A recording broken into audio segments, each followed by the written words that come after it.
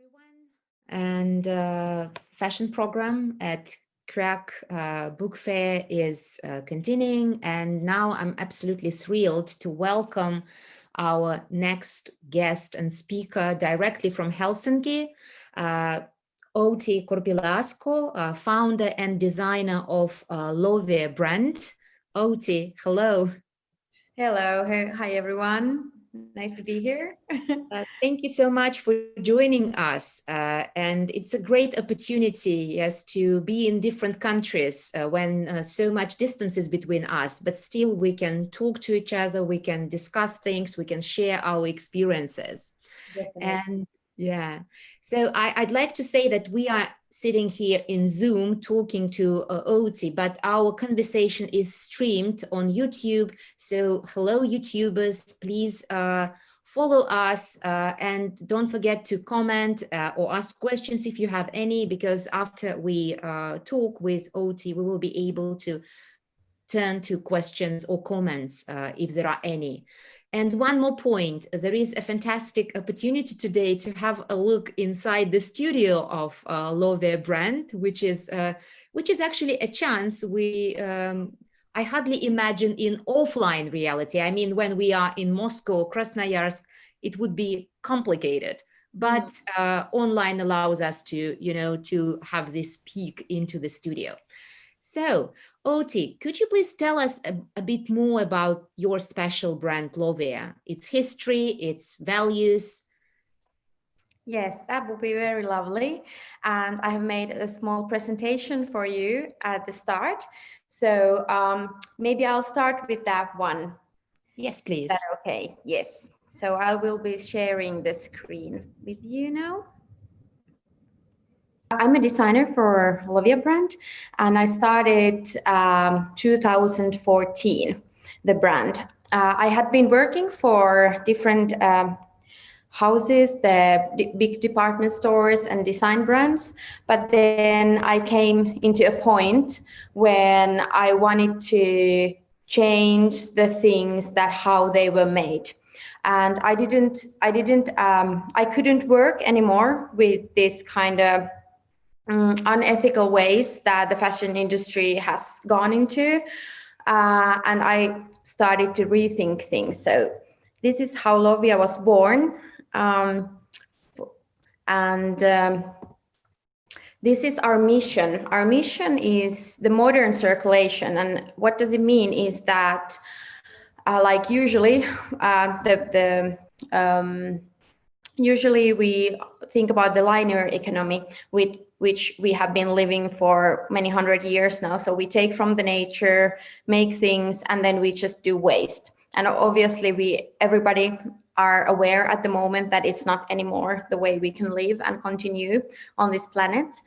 Then we have this recycling economy where we think that we could recycle things as long as they can, but it's not enough still. So what we actually should aim for is benchmarking the natural circulation, which actually, when you take a resource from the nature, you use it as long as it would be possible, you repair it, recycle whatever you can make out of service for everything that goes in the process of a life cycle of a product. But then you have to also think what happens in the afterlife. So when actually the product is going to be waste, so it cannot be waste, but actually it has to be something that could it be actually a nutrient, or how could it actually add for the new kind of resources. So this is a big vision and mission, but this is something that we really think in our everyday actions. And we are rethinking these 4 points: resources. And that means at the moment for us that we have started working with the waste material. So we use leftover materials, cutting waste from furniture industry in Finland. And that would would just go to trash bin. So what we did is that we go to the factories and we collect all the small pieces and we try to repurpose them. We also use fish skin. It's left over from food industry, and that material is also very little utilized, and that there is only 1% that is utilized at the moment. So there is a huge possibility to use this waste material as well. And the third material that we are using at the moment is elk hides, elk skin. So, and that is why we have this population control hunting in Finland and in Scandinavia. And it means that the government regulates the elk population. And then there is they have to hunt the animals, but the skins and everything, only the meat is eaten, and then the hides are left over. So what we do is with our partner, the partner is collecting all the hides from the hunters, and they are producing leather out of them, and then we can use it. So these are the resources that we are reutilizing at this moment, but obviously to target our mission, we are also developing all the time new kind of ideas and technologies to actually achieve more natural materials. Then the other point is the design, and what happens there in design is that you actually have to think the whole cycle, as I a little bit told you before. So actually the material and the purpose dictates the design. So because we have only small pieces and random colors, random materials. So actually we just collect those materials, and I work as a curator for these materials. So the seasons and the collection comes out of this from this material point of view. And then the other very important thing is to think about the functionality, the purpose of a product. So in our collection, we try to every time to think that what is actually the functionality of a product. I wouldn't do anything that wouldn't help in everyday life the customer.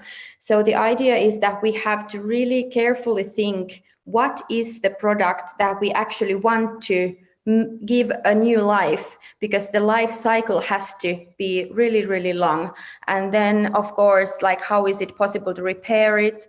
How can you take the parts out of a product when you are going to when you come to an end cycle and everything like that. So this is really like a huge ideology in the design that we have to think through before one product comes out. And then we have the value chain, and this is how you can see the traditional value chain is a big problem, because it's very difficult to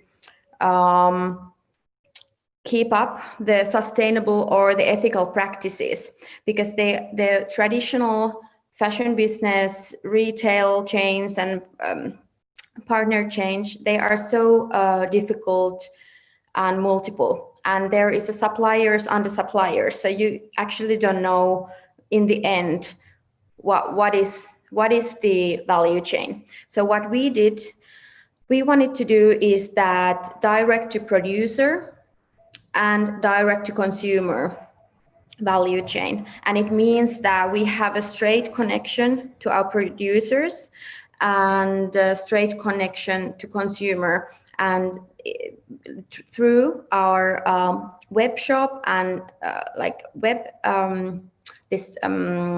internet base. And then we also have this DNA concept. So what does it mean that we are straight connected to our producer is through, it's through our work, but how we can show it and share with you is the DNA concept. And that means that every bag has inside this label you can see there on the left down. There is a Lovia label where is on the bottom line there is a DNA code. So here it is HILA001. And it means that when you go to our web store, our web archive, you can put in the code, and you can actually find all the material sources that we have used and where the exact material for this product has become. And then you can see the makers of this product. So we have, for example, our artisan factory. We work one artisan factory that is based in Milan, Italy. It's Clio factory, and then there is a Clio team who makes all our bags with the artisan handwork. And then we have jewelry production in Helsinki with our goldsmith here, for example. But under this DNA code, you can find all the production chain and actually stories behind the people and the factories and so on. And then after that, you can also see the pricing. So we have a transparent pricing. And why we wanted to do this is kind of break the taboos of fashion industry, of this like margin and what's the pricing points. And because this, I think, is a big key for unethical operations. To be transparent is a key to delete this kind of unethical actions, because then you actually have to show the prices that you are paying for the materials or for the artisan work and every piece of the product. And we wanted to make it really clear for our customers that this is actually the thing you are paying for. And we thought this is the right thing to do. And this is actually very unique way of doing in fashion. And then every product we are not actually an accessory brand. We are essentially selling an ideology. So maybe you can hear from my speech already that we work as kind of an activists. So I think, for example, that every product or design we have is just our voice as an activist. So through everything that we release, we actually want to change things, be active for changes and for the better future. And we really want to respect the planet and the people here. So this is the aim. This is the reason why we want to be transparent, and why the everything around the ideology, working around the ideology is very important for us. Then I can tell you a little bit about the inspiration. So in Lovia, so I'm the founder of Lovia, and I'm also the designer. Then we have a big team of colleagues that are actually making it like the whole thing happen here. But from the designing point of view, I will tell you a little bit more about the visual inspiration here. So one of my biggest inspiration is the pine tree. And it's because it's my link to the nature and communicating with the nature. In Finland, the old folks think that every human has a soul tree. And for me, the soul tree is pine tree. And it's kind of the spiritual inspiration, but also a visual inspiration. The pine tree symbolizes the wisdom of life. And I think it's something that we really would need in this reality that we are living at the moment. Then the other big inspiration is the pine cone, and you can actually see it as the amulet of Lovia designs. And pine cone is interesting because it has been thousands of years the symbolism of awakening and third eye. So also that refers to finding a wisdom and this kind of a deep understanding of life. And in this Lovia jewel, it combines the idea that we have the natural organic world. There is pine cone scales that are 3D scanned, but then there is this really geometrical part like diamond, which is like our modern world. So I like to think that we should find a way to combine these two, the modern world we are living in and the nature. So the aim is find the connection and the solution, how we can combine the two in a way that we can live in harmony. And that kind of the amulet also carries the wisdom and the wisdom of a pine tree. And of course, it has been a really, really strong healing symbol and healing plant for old folks. So I think we need some healing for the world.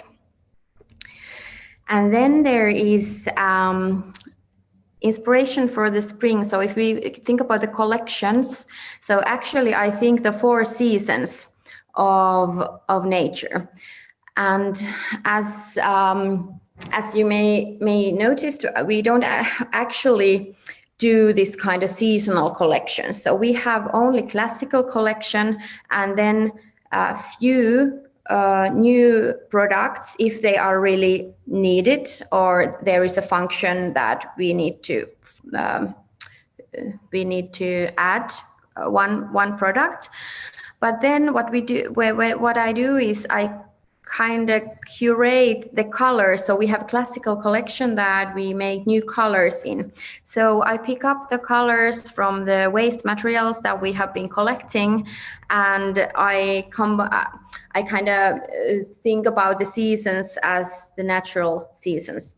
So this is kind of the color maps and the inspirational details that is important for me. And you can see there the inspiration from folkloristic details, nature, flowers, and then also the very clean Scandinavian design. And of course, one of my biggest here is summer. One of my biggest inspiration is the myth of Kalevala. I don't know how familiar it is there with you, but Kalevala and the story behind it, actually Lovia name comes from the queen of the north, Loviatar, or Louhi. So the really, really dark queen of the north, but still a woman leading the groups, and this kind of really controversial person which really, I think, gives the whole idea of humanity. And one, Akseli Gallen-Gallela is a Finnish national romantic artist who has painted a lot of pictures from Kalevala.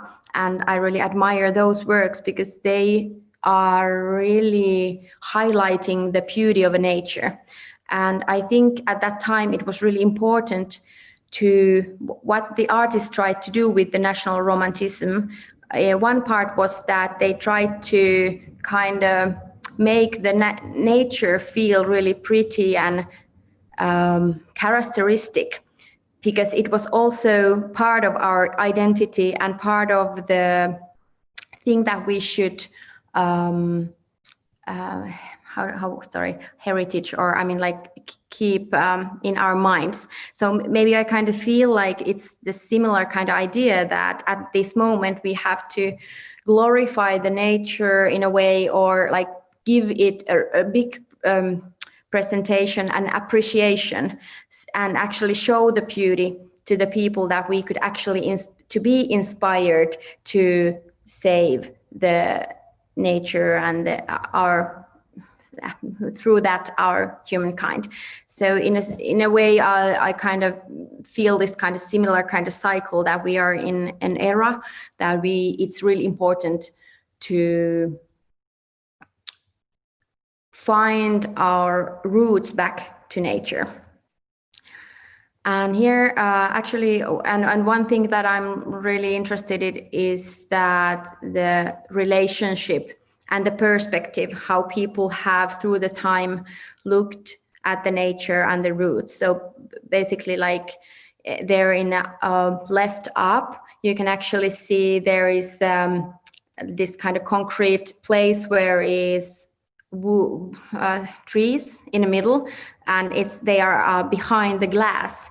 So how can we actually see it? Do we see it that we live only in this concrete reality, that we have to conceal the trees in small places? Or is it just like our modern world, that everyone can actually have trees in their homes or like every place in the city? So you can see it in either way. And it's for us to choose which reality we want to live in. Then the technology is very inspiring for me. In this summer, there is actually in the middle, there is this great designer who has developed an idea of cloths that you can actually make the seeds live, and how would you say, like you can have flowers or plants on your garment. So actually you can be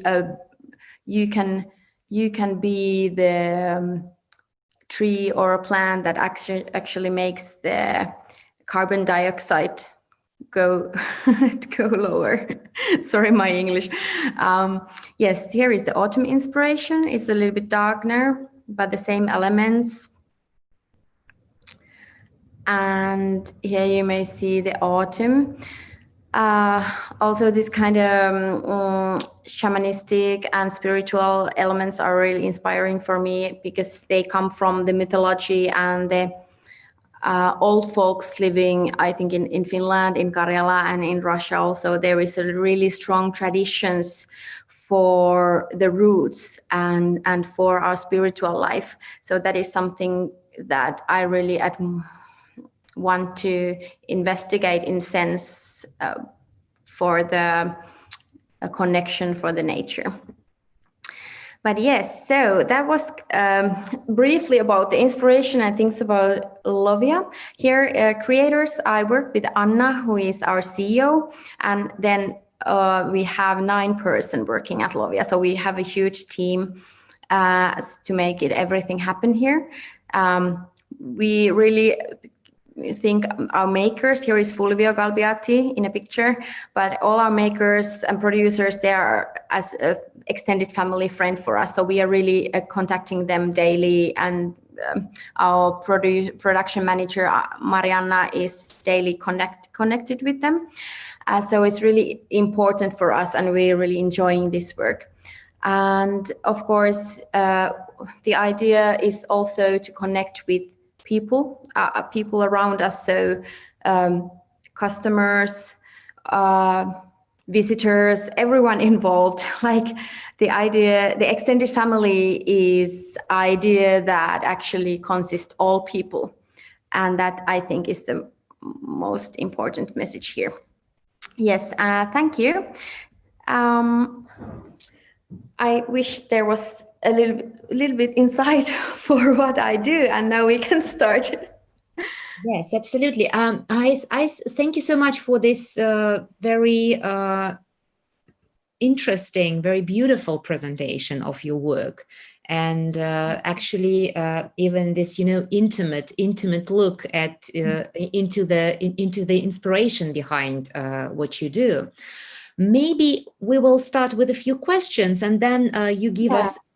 How do you think? Is it okay? Because yes. So that we do not break the rhythm. Yes.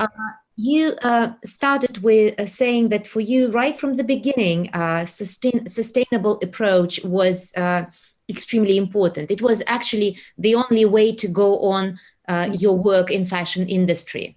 Yes. Tell me if it's somehow connected with your education. What is your training?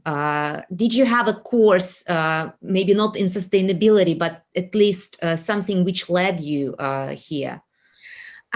Yeah, actually, I was graduated 2009.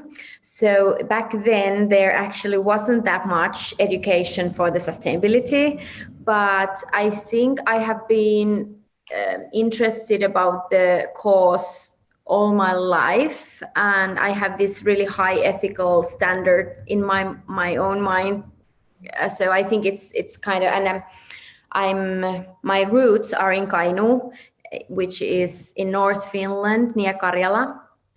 So I think the Kalevala and the landscape of my roots, Kainuu, and this North Finland forest, it's really strong in me. So that I think for me it just came along my way of life.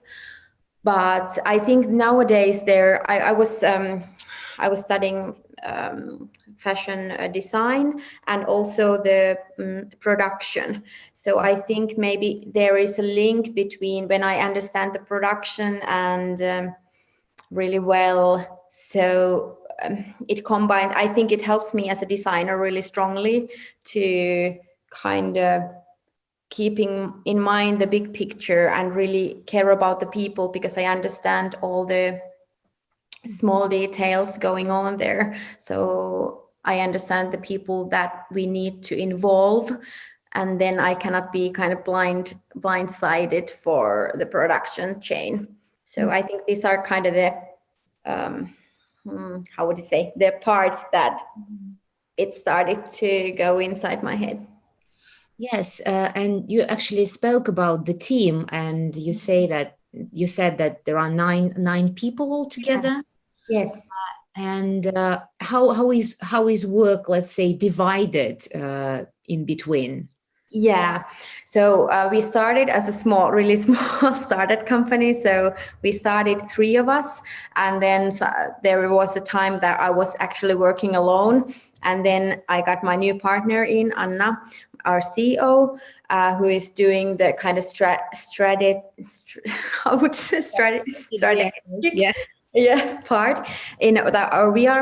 We are doing the strategy together, like me from the design and the creative side, and then Anna from the business side. And then there is Ada, who is operative manager, who actually runs the project and runs kind of the timetables and what people are doing, and also does the PR and communications. Anna also does the marketing in the beginning. So we kind of started with a really small group. So now we are at the point that we really we have been working for several years now to kind of separate the tasks and the areas. And now I think we are quite clear with this task, like everyone is doing. And of course, we have to do this work all the time. But then we also have showroom manager, Emmy, who is running the showroom and the pop-up shops and so on. The web shop, there we have Robe and Anna doing that. And then we have a few other girls in the showroom. So that's our team. Yeah, but it's fantastic that you know everyone. Yes, that the fact that the brand isn't that big actually. Yes, it allows you to be in very close relationships with everyone. And I ask this question because I'm thinking about the nature of the work organization in fashion brands and how it can develop in the future. It seems like the times of big individual designers have passed, and now we are talking about teams. Yes, we are talking about teams who work together, doing the same. Just having this mission and doing this work together. Yes. Do you agree with this, that somehow this is the trend these days? Yes, definitely. And I think because for us, the transparency is the most important thing and the truth. So what we try to tell through the transparency is the truth. So it's not branding, it's just what we do. So I think and this is the way it works, of course, everywhere else too. So I think it's a good time to start appreciating all the team and the doing together. And for me, example, it's really important to actually appreciate the colleagues and people working in your company, and these kind of things like team weeks or team activities, or the working environment, that we are actually appreciating each other, how we talk, everything is really important, because I think in fashion field it has been long, this kind, as you said, this kind of individual designer culture. So it has a little bit, in my opinion, to lead a little bit in the wrong way of how we treat people. So when we start with the idea of family and team, so it gives us a totally different mindset, how we actually can spread the things. And we can actually, it's important to have all the talents from the team to be visible and to get in, because if I would be just like, how would you say, like dictator designer, so then I think I could press, it would be just very boring, because I would press all the talents that is coming up under. So I don't know if, if you get the idea what I mean. Actually, yes, yeah. I hope I do, because my next question is connected with the honesty. You said that word, and I hear this word very often. Yesterday, for example, we spoke with Gudrun Rogvadottir from Gudrun and Gudrun, and the same: transparency, and honesty.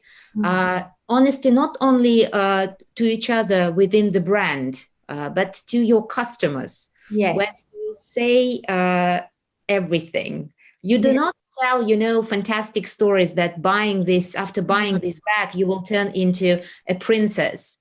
But you tell different stories. Could you say a bit more about your customers? Who are those people? Do you have any kind of customer profile? What kind of stories they want to listen and hear and share with you?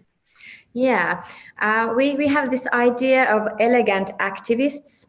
So actually we feel that everyone who is willing to actually, who of course likes our design or is willing to hear our stories, our message, our communication, everyone is invited. So there is no strict kind of target market kind of thing, but because we actually want to, we believe in a world like we want to share this ageless, genderless ideology that is not, tagged on some kind of box. But the elegant activist is an idea that combines it, I think, quite well, because you can just like the design. You can just feel like, wow, this is beautiful, or something I need. And you don't actually have to be very, you don't even have to be, you don't have to care for yourself, like if there is a DNA concept or something sustainable. You can just, it's totally fine, because we made the work for you. But then if you want to choose, make a choice with this conscious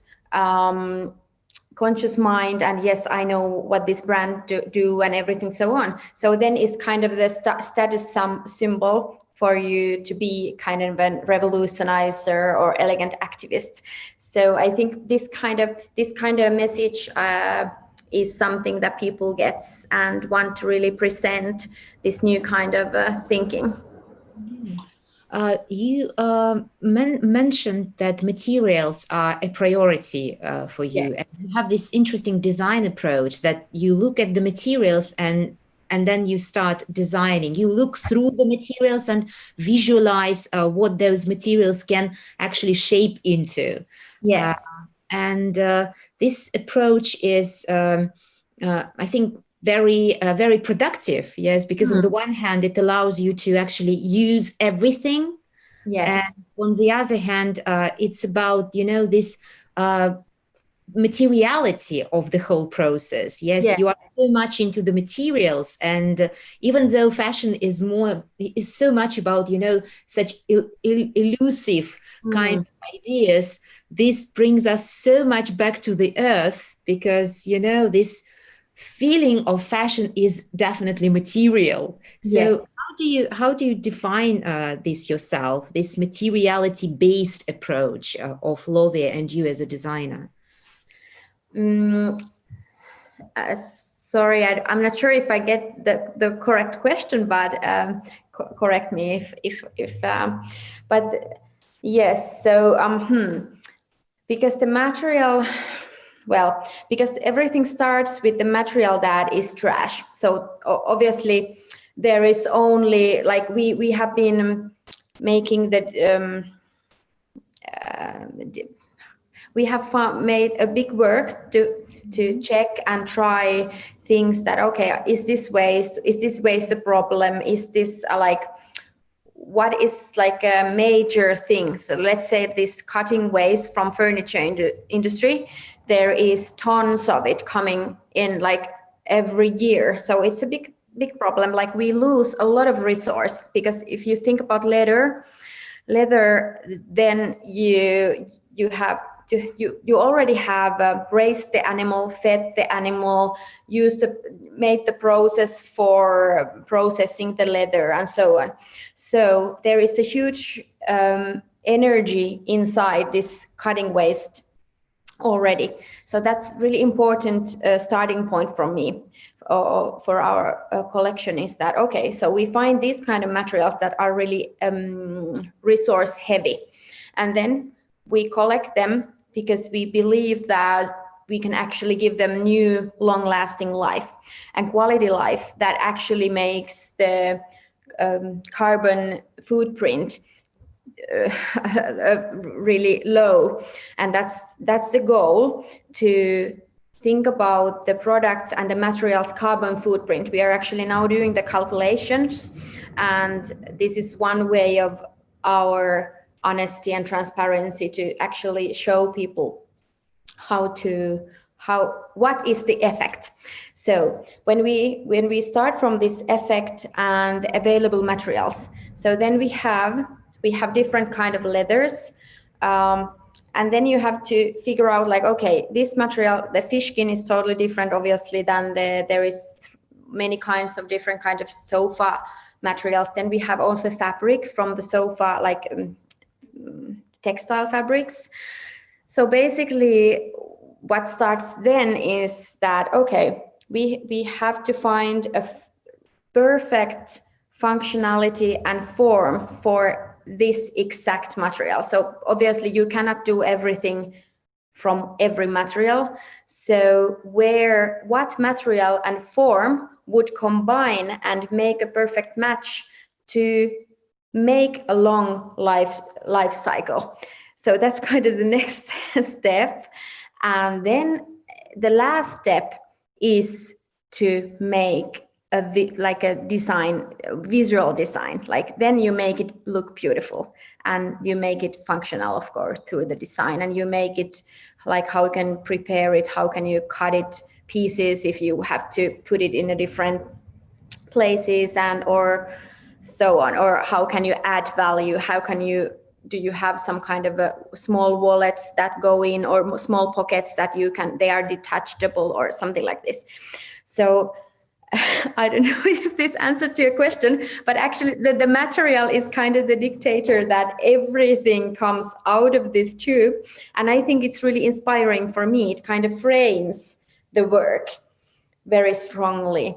And then the purpose is that what people actually need. So there is a lot of people asking us, like, hey, do you have this kind of, I would need for this kind of laptop, or when I'm on my maternity leave, I have this huge bag, but then I would need something to, smaller to get everything out. So for example, this Hilla bag, this small belt bag, our belt bag is only one function, because actually we aim that the bag has many functions. For example, this Hilla, it has 5 different functions. So you can put the strap in 2 different ways or take it out. So you can have a body bag or belt bag or just a crossbody bag and so on. So this is, for example, one good example of like the mothers that have a baby. They really like this product because you can have everything here on your body near, and then they have everything else.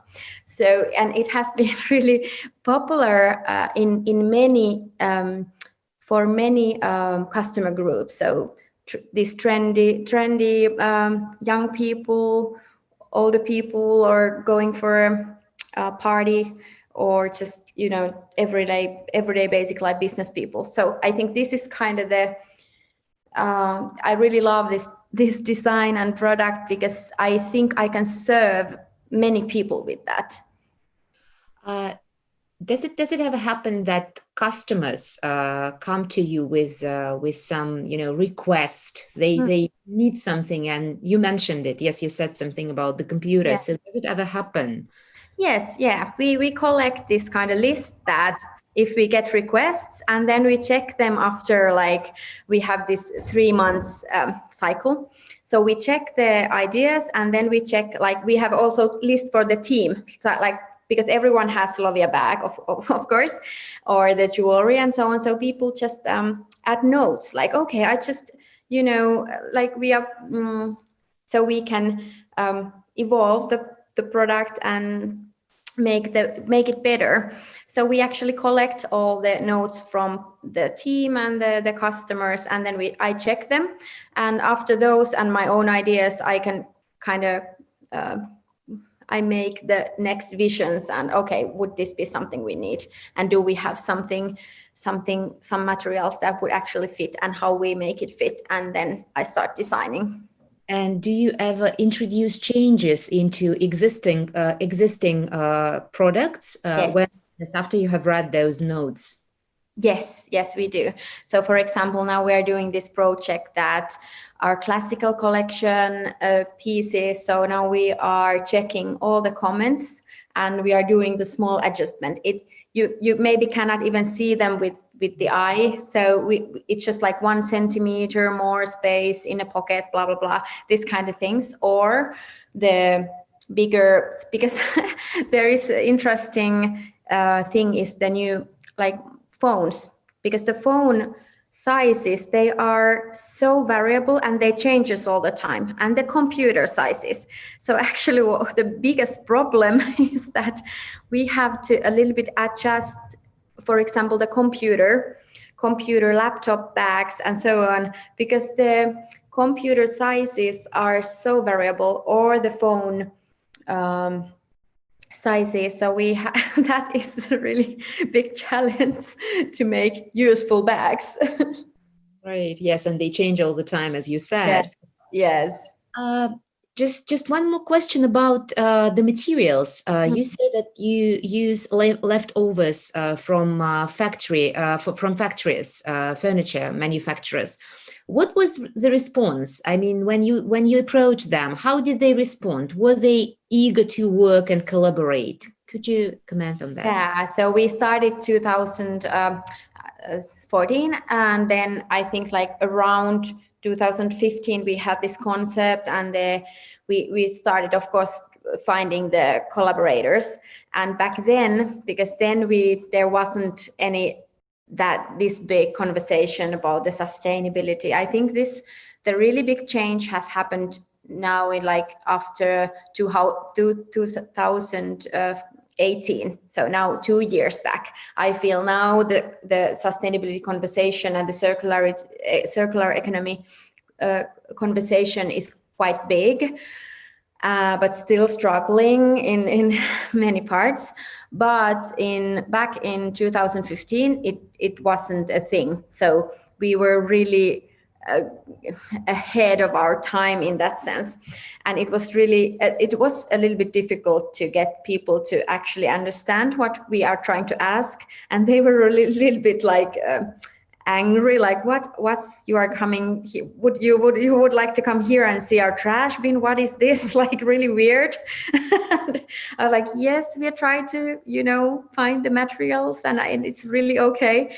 So it was really interesting process, because we got very many no's, and yeah, this is not okay.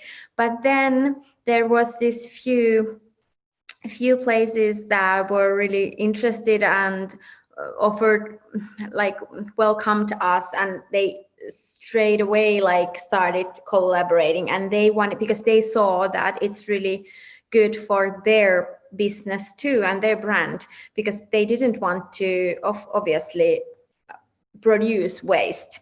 So of course it's also like combining and making this collaboration valuable for both of us.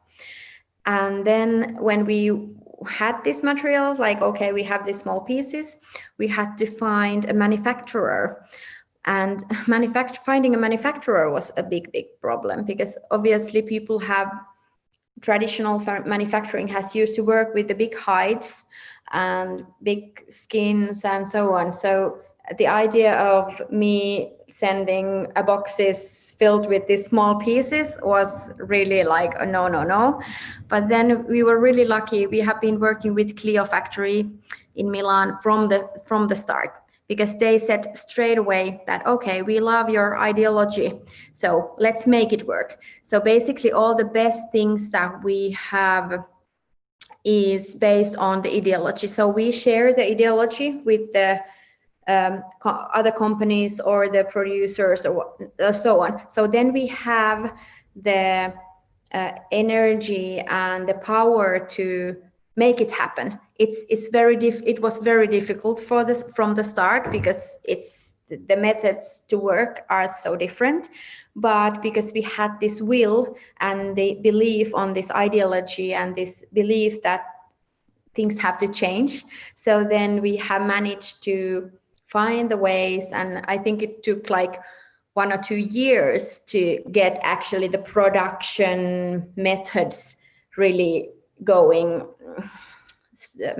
smoothly. Because of course at the first we were told like, yeah, it's not going to work, you are going to use only the small pieces and it's not business, it's, you know, it's not working, blah blah blah. And we were just like, yeah, we make it work.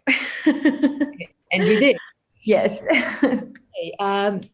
So you produce in Italy only, or there are some only Italy? Have you tried to do anything within Finland? Yes, at first we tried to find manufacturers from Finland. So the jewelry we make in Finland. So we use recycled bronze, and the goldsmith is based in Helsinki, so really near. And but the bags, we tried to find makers here, but there is this sad story that in the 90s, when there was this huge depression, almost all the fashion industry in Finland went down, and they have sold the machinery, and there is no studios or like factories that are working anymore. So that was really a struggle, and we got few production places, but they didn't have, for example, all the machinery. So we couldn't get this kind of quality that we would need, because the biggest issue is that we don't have the vegetable, because in sofa industry they don't use the vegetable tanning. So in Finland there is a factories that can use vegetable tanned leather, so you don't have to make the finishings similarly. But we couldn't find a place that could actually handle the finishing and everything for our materials. Then we sourced from the nearby areas, also like Estonia, Lithuania, and so on. But in the end, we just it was clear that okay, we need a place that, because the Clio factory, they have 30 years experience at the moment, and it's third generation that is doing so. In Italy and in Spain, in France, there is a long traditions for the working with the leather. So I think it's really important when we have this like a waste material that requires a lot of more seams, a lot of more finishings and so on. So it's important that actually the makers, it's really high quality made, because that is only way to give the promise of quality, the promise of to be able to prepare it if needed, and then we can guarantee the long lifetime for the product, because we can trust in the high quality in every step. And for example, I think it's important to notice there is details that you cannot tell with your eye, because for example, you can make a similar looking bag in many ways, but when you start to look inside and there is the support material or some kind of stitching that is support stitching, so they are really important when you talk about a bag which should last decades. So it's really important that the makers actually know the small details inside and how you make the quality that won't break, and that was found then in Clio factory. Right. Yes. So the most important. The craftsmanship is visible from the inside even more than from the outside. Yes. Product. Yes. Right.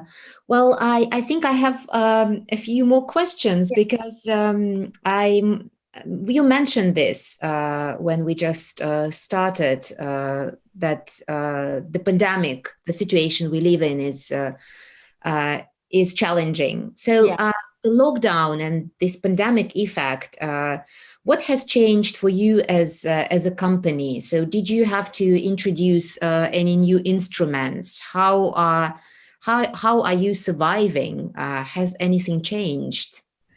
Yes, well, of course, all the plans for this year changed in the March, like everyone else.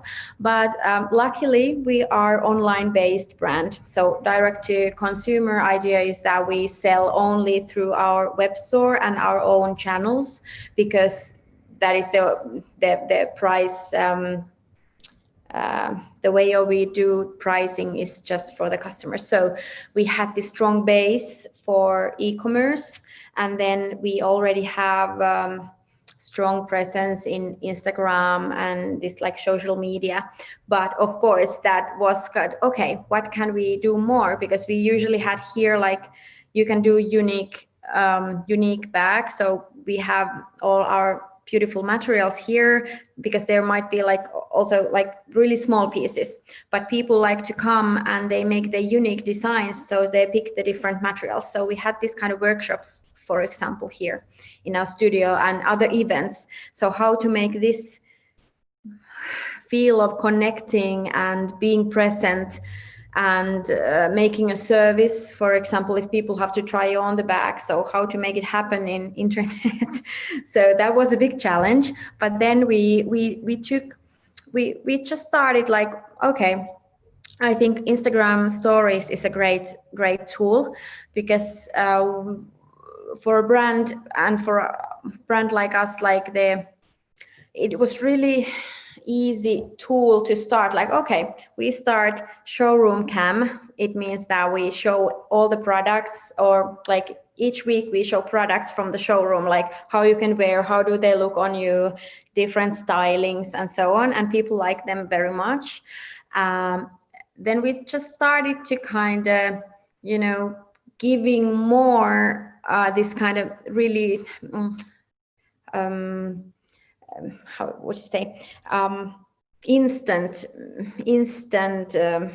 messaging, or this, sorry, my English, with like right on time, like, okay, now we are here in the showroom, we can just make these Instagram stories and tell you more about it. Do you have questions? So we just started to communicate very strongly with the audience, and I think that changed a lot. And it was nice because people reacted it very very good, and they love the idea that they can also see our faces familiarly every week. So you streamed from directly from your studio and your showroom. Yeah, and then we started this program that we invited interesting people to talk here with us in a showroom and making the live Instagram live. So we made this kind of new things. So I think the presence, you have to just change, you have to still be there and make the connections, but we had to change the way because people couldn't come here in the showroom and the studio. But when the pandemic is over, which will happen sooner or later, do you think you will still keep these techniques which you introduced because of it? Yes, definitely. I think we will. It was really good push for us to kind of rethink the methods, and I think they have been. It has been a lot of fun and a lot of good energy, and you can actually get really close to people and share the ideas. So we really think that this is really good form of making things. And this is actually something we are going to do now, because just like you stream for your clients, great, yes, if we can do something like that now, so that our audience from Moscow, Krasnoyarsk, elsewhere could have inside. Yes. So I can try to, so now yes, okay. So I'll try to give you a little bit. Walk around, yeah. Yes. So this is the studio part. So we have a showroom in Helsinki, Fredrikinkatu. So our studio is here and the showroom. So we work here, and we also have our shop here. So for example, here. Okay. Are some press samples from the showroom part. Here is great. And this is where we work. It's like a big table, and it's a little bit messy now. Sorry for that, but okay, it's live. Here. Okay, so I'll just try. Yes, here is our DNA concept section. It means that actually usually we have the DNA concept in the TV, and then we have here the materials showing. So at the moment we are doing a collaboration with this furniture factory Hakola, which is really like a really high quality Finnish design furniture, and they have this material. It's velvet from their sofas, and we just started to collaborating with them. And here you can see the different kind of materials, and here is the information of everything of the old materials. And usually, hi, here is Emmy. Our showroom manager. So Emmy just came, and here is DNA, iPad, which usually that you can browse all the DNA concepts of the products in a showroom there. Yes, here is our showroom. Bags. Here is the new colors for the autumn. There is moss green, forest greens, and grays, different kind of colors. And of course, like a pine brown colors. Right. And this is one of our, this bag. I don't know if I can. Yes, we can see it, yes. This is Hilla. So this is one of our favorite products, and this is the product that has 5 different functions. When you can which you mentioned, yes, you spoke about it. Yes, and here you can see the window display at the moment. It's about trash bags. Yes. All right. Yes, but yes. Okay. How it looks now. Yes, it's great. We just feel as if we've been there, Of course. If you like to see more, there is in our Instagram story. So there is this Lovia cam if you want to see this the things from here. There is Fulvio Cam. There is Fulvio is showing the things he does in the factory. So in our Instagram account, you can actually check a lot of things. Yes, and we will definitely do it to see the stories and to learn more about the brand. I'm just. It seems like there are no questions from our audience, but I actually have two more, if you don't mind, because we still have a few minutes. Yes. Because I actually, yes, wanted to ask this question about the plans for the future, because we can see that, of course, your most focus is on jewelry and bags. Are there any thoughts about developing anything else? And as far as I can see, you have bags for women mostly. Yeah. So of course, like we have a big plans for making a collection wider, and